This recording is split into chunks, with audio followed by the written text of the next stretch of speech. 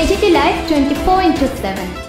কোনো কাগজ আছে বা কিছু তো থাকবো আপনাদের নিয়ে যেতে। দেখেন তো এইসব আমি তাহলে মা বাবা কেন আইলো না ওদের আপনি মাকে ফোন করেন এখন দেখেন আপনি কথা দেখেন লোন নাম্বার লোন ফোন করেন আমি কি করে অর্ডার ছাড়া তো আপনি দুটো মেয়ে আনতে পারেন না। বুঝেন আমি জিজ্ঞেস করি স্যার প্রিন্সিপালের অর্ডার ছাড়া কি দুটো বাচ্চা প্রিন্সিপালেই হোস্টেলে বাচ্চাদের দায়িত্ব থাকে।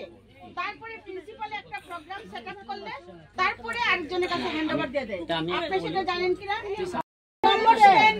আমি পেয়েছে আপনি ফোন করেন অ্যাসিস্ট্যান্ট প্রিন্সিপালের নাম্বার দাও। বুঝে গেছি আপনি কথাটা মাথায় নাও। আচ্ছা চলো কথাটা মাথায় নাও। আপনি আমাকে সুন্দর একটা শিক্ষা দিতে নাও। আমি একটা কলেজের প্রিন্সিপাল প্রফেসর বুঝেন। আগে সরকারি আসলাম এখন ইকফাই কলেজের প্রফেসর প্রিন্সিপাল আমি। ইকফালে আমার জাস্ট লিসেন টু মি।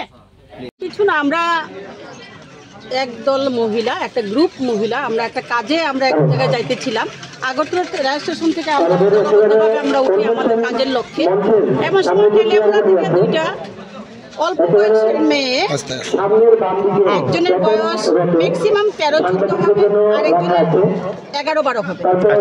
তো ওরা আমাদের সাথে বসে দুটো মেয়ে চাকমা সম্প্রদায়ের সম্ভবত। তো আমাদের সন্দেহ হয় অনেকক্ষণ মেয়েগুলি একা ছিল। তো আমরাও তো মহিলা বা আমরা মা আমরা ভাবলাম মেয়েগুলির আমরা ফলো করি ফলো করে দেখি ওরা বাদাম খেতে চায় একজন থেকে কিনেও 10 টাকা বা 20 টাকা দুজনে তখন পয়সা দেওয়ার জন্য স্যারকে ডাকে তখন আমাদের সন্দেহ আরো বেশি ঘনীভূত হয়। তখন আমরা জিজ্ঞেস করি কোথা থেকে এসছো কোথায় যাবে তখন ওরা কিছু বলতে পারে না। তখন আমরা বললাম তোমাদের স্যারকে ডাকো তখন স্যার এলেন একজন ভদ্রলোক। তখন আমরা জিজ্ঞেস করলাম আপনি মেয়েগুলির কে হন বা কোথায় নিয়ে যাচ্ছেন। উনি বললেন যে ওরা একটা স্কুলে পড়ে বিদ্যার্থী নাকি স্কুল কোথায় পাহাড়ি এলাকায় হয়তো আমরা চিনি না ওইখানের হোস্টেলে থাকে মেয়ে দুইটা। সুতরাং আমি বললাম আপনি কে বললো কি আমি হোস্টেল ওয়ার্ডেন। তো আপনার কোনো কাগজপত্র আছে আপনি যে মেয়েগুলিকে ছোট্ট ছোট্ট মেয়ে কিছু অবুঝ বাবা মার নাম বলতে পারে না বাবা মার ঠিকানা বলতে পারে না ফোন নাম্বার বলতে পারে না। তো আপনি কি সত্যি ওয়ার্ডেন কাগজ কোথায় আপনার কি পারপাসে নিয়ে এসছেন। তখন উনি বলেন না ওরা এখন পেচারতল যাবে এইখান থেকে একটা স্কুলের কনফারেন্স আছে।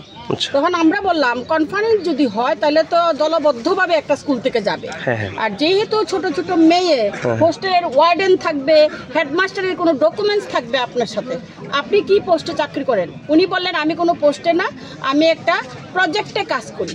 আপনার আইডেন্টি কার্ড বা আধার কার্ড উনি কিছু দেখাতে পারেননি।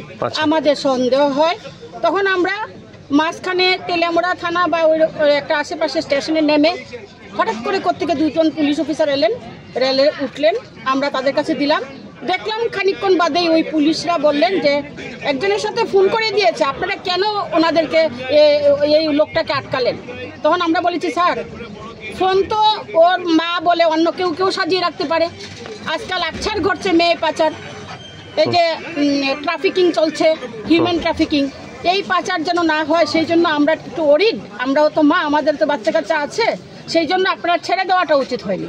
কিছুক্ষণ পরে এই দুটো মেয়েকে নিয়ে ভদ্রলোক আবার উঠেন আরেকটা কামরায় তখন আমরা সব মহিলারা যারা ছিলাম আমরা বন্ধুরা সবাই মিলে এগিয়ে যাই গিয়ে আবার ভদ্রলোককে বলি যে ঠিক আছে আপনার কথাবার্তা আমাদের অসঙ্গত লাগছে তাই আমরা আপনাকে থানায় কুমার